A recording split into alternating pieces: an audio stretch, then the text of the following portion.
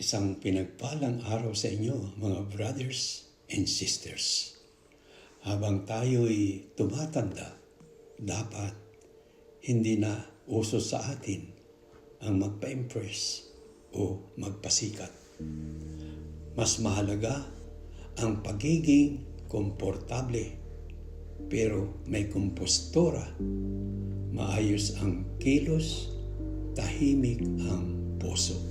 Sinabi nga sa Colossians 3:12, clothe yourself with humility.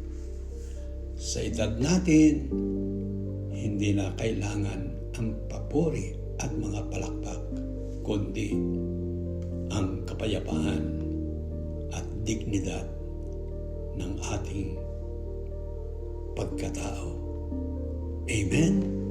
Pagpalain tayo ng buong